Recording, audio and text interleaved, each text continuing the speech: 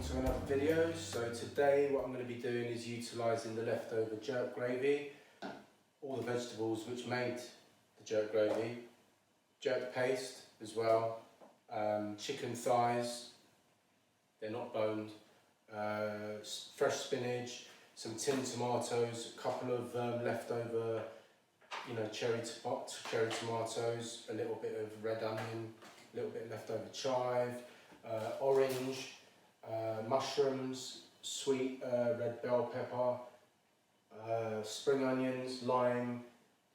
I managed to get hold of a tiny bit of coriander, fresh coriander, ginger, garlic, and I've got the secret ingredient, which is basically dried barberries. Really nice. They use that sometimes in Persian cuisines, which is really nice, like slow cooked chicken dishes. I've just put on like some brown basmati rice, okay, which just thought for a little change, it'd be nice to have something a bit more wholesome. I'm just bubbling that up now, that's fine. And what you'll find with brown basmati rice, it's less starchy as well. So yeah, that's going to be nice. A little bit of nuttiness there. And the spices, ground turmeric, a little bit of Chinese 5-spice, ground fenugreek, ground cumin, ground coriander. And what I would have liked to have used today, this is in this dish, this is my own recipe by the way, was fresh chicken stock. I've only got fresh beef stock. And also the recipe that normally includes saffron as well, but I don't have that. It's quite an expensive ingredient, so during these hard times I'm not going to splash out on that. Okay, and I've got a little bit of leftover passata as well. I think I've covered all the ingredients there. So the dish that I'm making today, I just call it an international chicken. Okay, that's what it is, because it's influenced by lots of different cultures and countries, like Asian cuisines, like West Indian cuisines, Middle Eastern cuisines. So it's just a mixture of lots of different cuisines, okay, and it's my own little recipe. So another ingredient, which is another secret ingredient that I don't have today, which is hoisin sauce. I could have actually made my own, but I didn't have time today. But that saffron and hoisin sauce really take this dish up to another level, okay? So if you're doing it at home, if you've got those ingredients, whack them in, okay? That's what I recommend. But I'm going to leave the recipe and the description below the video so you can see that. I'm just taking off the skin of this bit of ginger with the back of the knife. As you can see, it didn't take no time at all, okay? Just put that away. Wash your hands. Okay, so that rice is looking good. I'm just going to turn that down a little bit to medium heat. It's bubbling nicely. Okay, I'm going to chop 2 cloves of garlic here.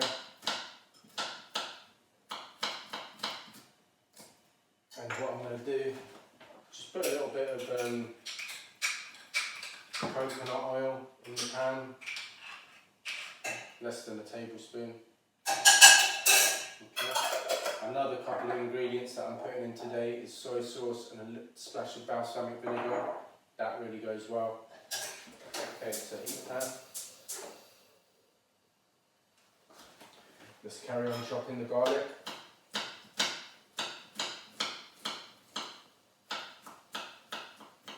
Okay. In goes the garlic to the pan straight away. Chop the ginger. I've also got, there's quite a lot of ingredients in this dish, but it took me a while to perfect it. It's just a shame I don't have the saffron and the hoisin sauce, but I think it would still taste nice because I've got that lovely jerk gravy. Normally I don't put in jerk gravy into it, by the way, because I'm just utilising the leftover jerk gravy and the vegetables and stuff that it was made from. Okay, but I would normally put in some jerk paste, okay? But because that's not a spicy jerk paste, I can utilise most of that, okay? It's not a spicy one, so it's just going to add like lots of nice fresh fresh flavours in there, you know, the lime, the spring onion and stuff like that. So it's got chicken stock in there as well, as you remember, so at least I get a bit of chicken stock here, okay? And also, there you go, look, the pan's bubbling up.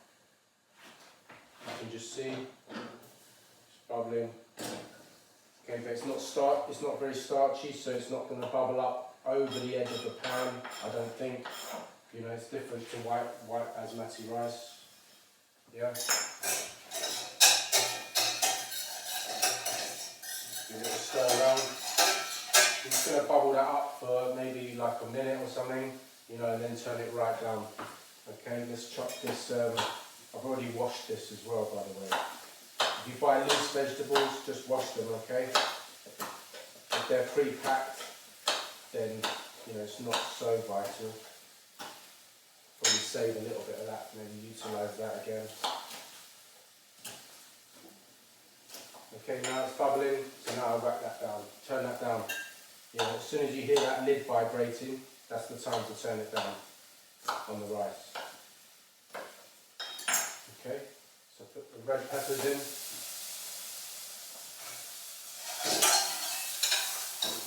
Stir around. So what I was going to say is the other ingredient that I was missing today is some pakchoi. I like to put pakchoi in this, okay?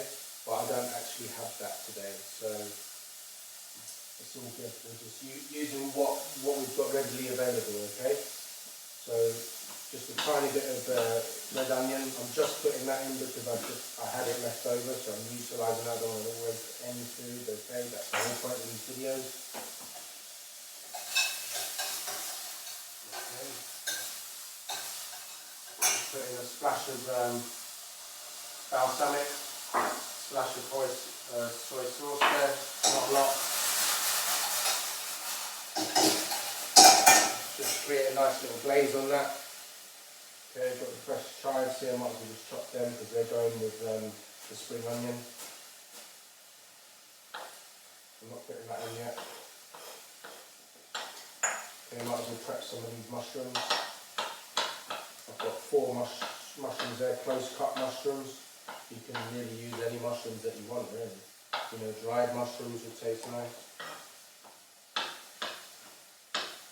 But it's not really mushroom dish. It's predominantly spinach, yeah? So you could call it an international orange chicken sarg or something like that, you know? Whatever it is you want to call it. In goes the mushrooms.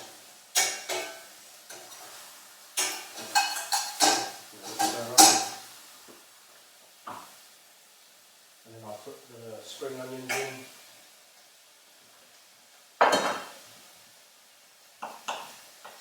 Half a lime at this stage. I'll put the other half a lime, squeeze of half a lime in when the chicken goes in, okay? I don't know why I do that, just habit, I guess. Because these vegetables will soak up the lime juice, and then when the chicken goes in, it will sort of like soak up all any moisture in there.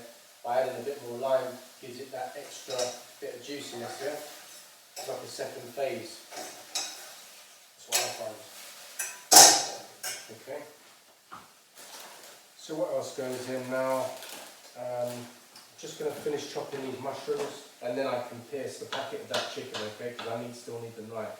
Once I'm done with the knife, with the chopping, then I can cut the packet of the chicken and put the knife in the sink. Okay, so that's all the mushrooms.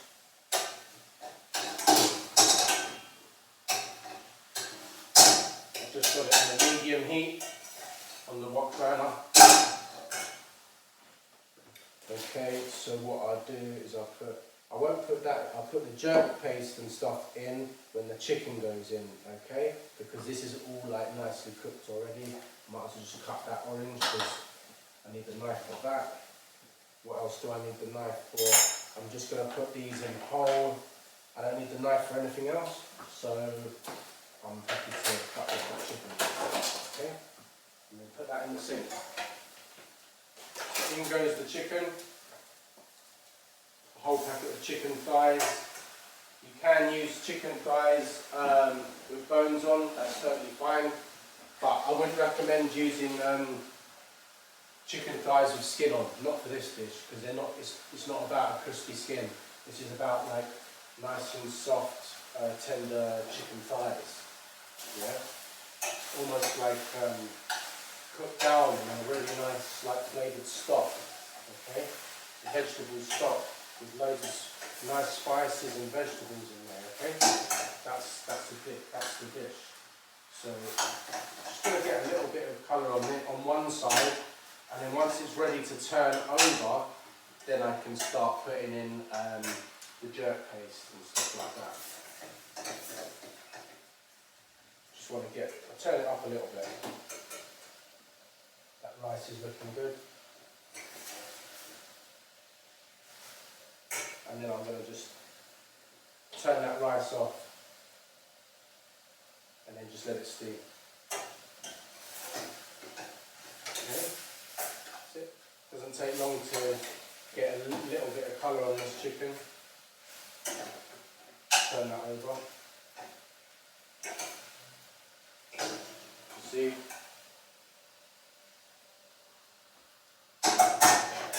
Okay, what I'll do is I'll put the leftover vegetables from the jerk gravy, put that in. I didn't want to waste that. That's some good flavours in there. In goes the jerk gravy. Didn't want to waste that either. Normally I wouldn't put it in, obviously, but it's good. It tastes really nice. But by the time I actually combine it with all these other great ingredients, it will taste like a completely different dish anyway. So that's the idea of the game, yeah? That's what I'm trying to achieve every time I cook. Inventing recipes from leftovers, okay?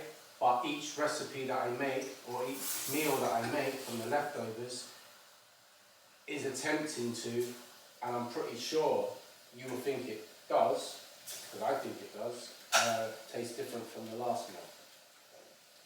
That's all I'm trying to do.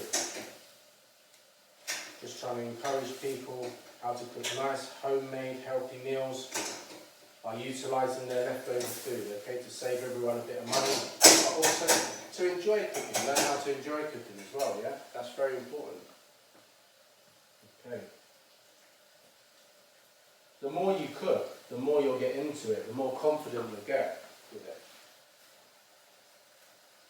You know? And if you obviously know how to cook anyway, then obviously I'm hoping that I can just inspire you to actually add a few more skills to your cooking. Or a few more ideas should I say. Yeah. Okay. It goes half an orange at this stage. Okay. And then I'm going to turn that down a bit now. I want to probably use half of that jerk paste. I'll utilise that for another dish. That keeps for quite a few days anyway. Okay. Then goes a bit of turmeric. Not a lot, just not even a teaspoon. Okay, not a lot of Chinese five spice either.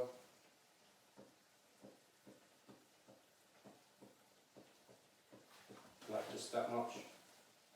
Maybe a touch more. That's it. A bit of fenugreek powder goes in now. I'm just adding all the spices in, less than a teaspoon.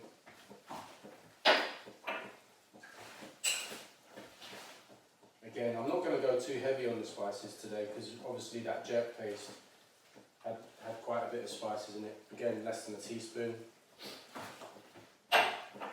It's just combining these lovely fragrant spices will take it to another flavour, you know.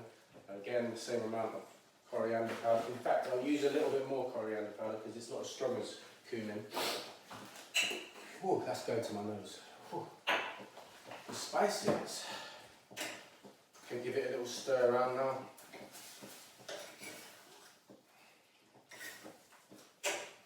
That's it.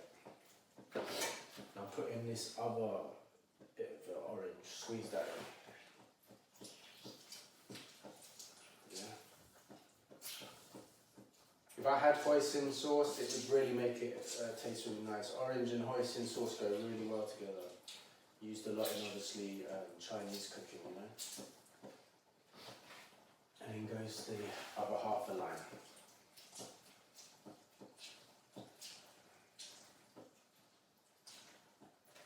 Okay. What I'll do is I'm going to add the spinach in a minute. And the beef stock as well. Before I do that, I'm just going to put the coriander in there. It's mainly like coriander stalks, very like small little bunch of coriander, which at least, well, it's better than nothing anyway. Let's just turn it up to a medium heat now. Mix up the coriander and wash my hands.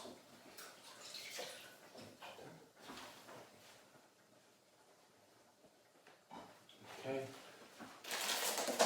What I'm going to also do now is put these a few barberries in. And these give it like almost like a tart, tangy, sort of like sweet flavour.